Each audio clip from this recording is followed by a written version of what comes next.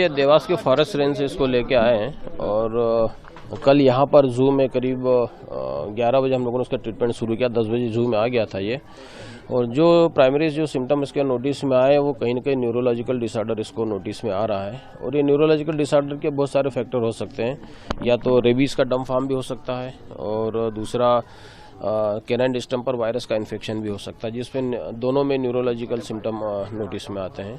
और जिस तरह से ये अपना सिम्टम एग्जिबिट कर रहा था वाइल्ड में, जिस तरह से एक डोमेस्टिक एनिमल की तरह, एक बेसिक नेचर जो इनका वाइल्ड बिग कैट का होता है कि कितना भी बीमार हो जाए, कितना भी सिक हो या कितनी भी उसके साथ फिजिकल प्रॉब्लम हो, कहीं ना कहीं अपना बेसिक नेचर तो एग्जिबिट करेगा और अटैक करेगा, गुर्राएगा और ह्यूमन कॉन्टेक्ट से हमेशा दूर रहने की कोशिश करेगा। लेकिन वहाँ पर इसने इस तरह का कुछ भी इस तरह के व्यवहार, उसने बिहेवियर इस तरह का एग्जिबिट नहीं किया। तो ये जो घटनाक्रम हुआ था इसके साथ में गाँव वाले, ये देखिए गाँव वालों ने जरूर इसको जिस तरह से वीडियो देखा उसमें कि उसको एक जैसे गाय के बछड़ी की तरह से उसको हैंडल कर रहे थे और जिसमें ये कुछ भी प्रतिक्रिया नहीं दे रहा था।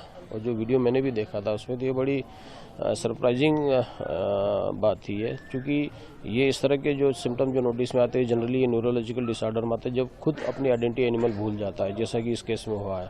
तो कहीं ना कहीं इसका ब्रेन बड़े लेवल पर वायरस ने डैमेज किया है, जिसके कारण ये अपनी खुद की आइडेंटिटी भूल चुका है। और इसकी आंखों का आई साइट को भी हम लोगों ने चेक किया तो कहीं ना कहीं पार्शियल ब्लाइंडनेस भी है उसके अंदर। तो ये चीज़ भी उसमें नोटिस, ये भी न्यूरोलॉजिकल डिसऑर्डर के कारण ही है, उसका एक पार्ट है जिसके कारण होता है ये। किस तरह से ट्रीट किया जा रहा है? देखिए अभी हम लोगों ने सिम्टोमेटिक ट्रीटमेंट किया है। जो यहाँ पर जब लेके आए थे तब हर आधे घंटे 20 मिनट में उसको सीवियर सीजर्स आ रहे थे, उसको ट्रिमर्स आ रहे थे और बॉडी पूरी अकड़ जाती थी, जिसको हम लोग सामान्य भाषा में फिट बोलते हैं, मिर्गी आना जिसको बोलते हैं। तो सबसे पहले उसको मैनेज करना था। दूसरा टेम्परेचर जो नॉर्मली इनका 101 डिग्री के आसपास होता वो 106 के आसपास था। वो टेम्परेचर मैनेज करना वो हमारे लिए चैलेंजिंग था। और दूसरा डिहाइड्रेशन की कंडीशन भी इसकी बड़ी सीवियर थी, तो उसको रिहाइड्रेट करना भी उतना ही ज़रूरी था, क्योंकि लंबे समय से भूखा था, कुछ खाया पिया भी नहीं था उसमें। तो ये तीनों चीज़ों पर हम लोगों ने, और जो भी उसको पेन वगैरह, तो पेन से उसको थोड़ी सी उसको राहत मिले, आराम मिले, तो ये सब चीज़ों पर हम लोगों ने 4 चीज़ों पर काम किया है। तो ये जो अभी जो 24 घंटे अभी बीते हैं उसमें इतना ज़रूर रिलीफ मिला है कि वो ट्रिमर्स ख़त्म हो गए, टेम्परेचर भी उसका डाउन हो गया है। और चूँकि देखना था अभी भी उसके लिए संभव नहीं, आंखें बंद है उसकी और थोड़ा सा तकलीफ में है अभी भी वो, लेकिन हालत उसकी क्रिटिकल है। हम लोग सेफ नहीं बोल सकते, क्योंकि ये जब तक कि हमारी जो जबलपुर की वाइल्ड लाइफ फोरेंसिक लैब जो आज आ रही है सैंपल कलेक्शन के लिए, वो सारे सैंपल कलेक्ट करेगी और सैंपल कलेक्शन के बाद फिर फाइंडिंग उसकी जो भी लैब फाइंडिंग आएगी उसके बाद हम लोग लाइन ऑफ ट्रीटमेंट सेट करेंगे। उसके बाद फिर आगे की लाइन ऑफ ट्रीटमेंट तय करेंगे। सर उम्र क्या होगी और सर इसकी सामान्य स्थिति में कहानी कब तक? देखिए अभी जो उसकी एज है, उसकी एज करीब 10 के आसपास की 10 साल के आसपास एज लग रही है।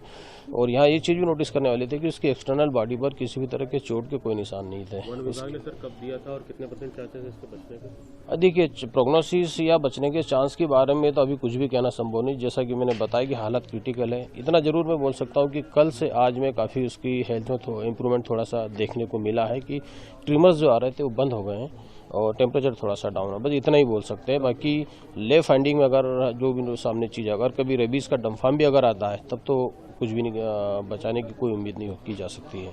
और अगर कैनाइन डिस्टेंपर भी है, सीडी का इन्फेक्शन भी अगर है, अगर कोई कंबाइंड इन्फेक्शन नहीं है तो एक चांस ज़रूर लिया जा सकता है, लेकिन उसमें भी चांसेस बहुत कम है, क्योंकि आगे चल के उसको न्यूरोलॉजिकल जो डिसऑर्डर जो डैमेज हो चुका है उसमें रिकवरी के चांसेस बहुत कम होते हैं। तो वो भी एक प्रॉब्लमेटिक ही रहेगा।